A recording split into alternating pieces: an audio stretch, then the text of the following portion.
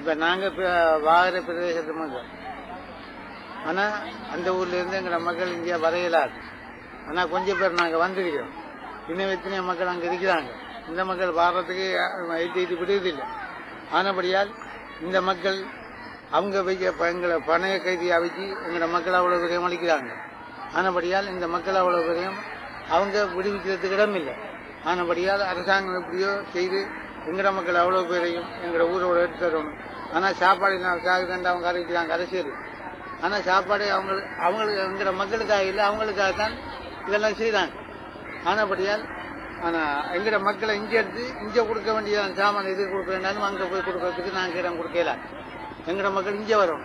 ஆனா எப்படியோ தயவு செய்து இந்த எல்டிடி எங்கட மக்கள் அவ்வளவு விடுதலை இது விடவும். ஆனா எங்கட மக்கள் பாரத்தை வெளிக்கிறத விட அவங்க அடிக்கிறாங்க, ஐக்கியப்படுத்துறாங்க, வெடி சுட்டு கலைக்கிறாங்க.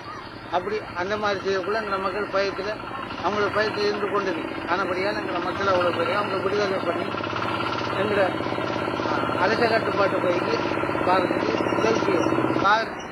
பாரத பிரதேசத்து மக்கள் நாங்க அதுதான் கேட்கிறோம்.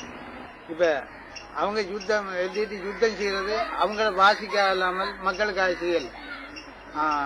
மக்களை கொண்டு அவங்க மக்களால உதவி பெற்று அவங்க வெளிநாட்டுகள்ல கூட எவ்வளவு உதவிகள் எடுத்து மக்களை சொல்லி அவங்க வச்சுட்டு அவங்க சாப்பிடுறாங்க. எங்கட மக்கள் சாப்பாடு இல்லாம கஷ்டப்படுது. ஆனபடியா அவங்க யுத்தம் செய்யறாங்க. அவங்கள வாசிக்க இல்லாமல் மக்களுக்காக யுத்தம் செய்யல அரசாங்கத்துக்கு. அரசாங்கம் எங்களுக்காக பாடுபடுது, அவங்க அவங்களோட வாசிக்காக பாடுபடுறாங்க. ஆனபடியால் அதெல்லாம் நிவர்த்தி செய்து அவங்க யுத்தத்தை நிறுத்தி எங்கட மக்களுக்கு ஒரு உதவி செய்யணும்ன்றது எதிர்த்து நாங்க கேட்கிறோம்.